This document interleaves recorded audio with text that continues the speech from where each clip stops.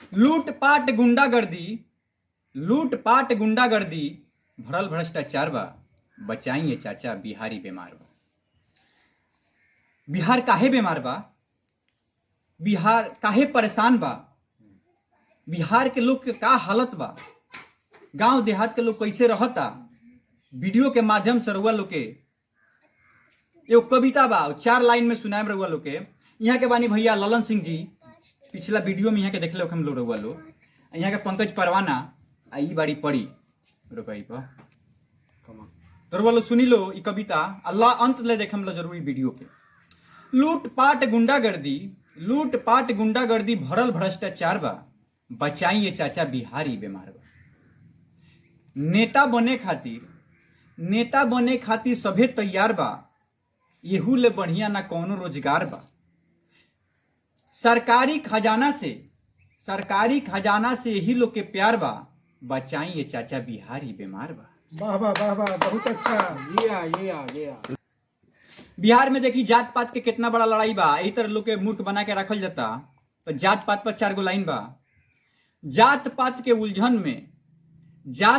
उलझन में उलझल बिहार बा, कौन जात राजा कौन भिखार बा।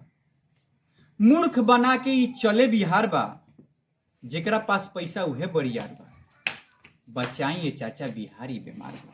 वाह वाह वाह वाह।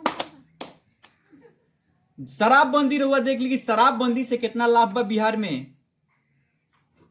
शराब नशा मुक्त बिहार के तरह बनल बा। और सबसे ज्यादा परेशानी महिला लोग के बा। काम धाम के मर्द लोग के कोनो ठीक नहीं के, लेकिन शराब चाहिए। तो 2 लाइन सुन ली। शराबबंदी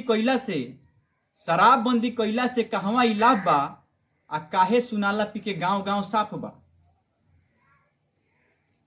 काम धाम के ठीक नहीं पिए ले दारू, आ मर्दा के लीवर सरल रोवेली मेहरारू।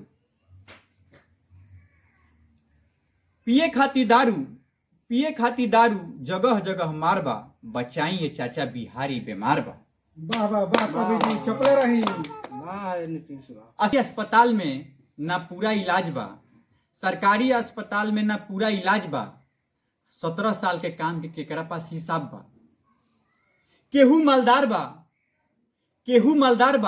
आ केहू लाचार बा, आ गरीब लोग के संगे ई होत अत्याचार बा, बचाइए चाचा बिहारी बीमार बा। वाह वाह वाह वाह। ये रउआ देख ली कि लइकन के बियाह नहीं के होत। बिहार में बहुत युवा पड़ल बने, काहे बियाह नहीं के होत? तो रोजगार नहीं के। हाँ, मजदूर के कमी नहीं के, बोगी में भेजाता है भर भर के। तब रउआ सुन लिए पर एहू पर 4 गो लाइन बा। बिहार में युवन के संख्या अथाह बा, इतना बेरोजगारी में होत ना बियाह बा। अब भर भर के भेजल बोगी में मजदूर के, इतना बड़का सजा देहल कावना कसूर के। आ हमारा बिहार में ई कितना सुधार बा, बचाइए चाचा बिहारी बीमार बा। वाह वाह वाह कवि जी। तो रउआ लो चैनल के सब्सक्राइब जरूर करेब लो। और अच्छा वीडियो लगे तो शेयर भी करेब लो। एकर पार्ट 2 भी तैयार बा। एकर पार्ट 2 जितना रउआ लो प्यार देम तो बहुत जल्दी हमनी के ओकरो के वीडियो के बना के भेजब जा। कैमरामैन रोहित सिंह के साथ हम विश्वजीत सिंह किनवार। जय बिहार TV 21।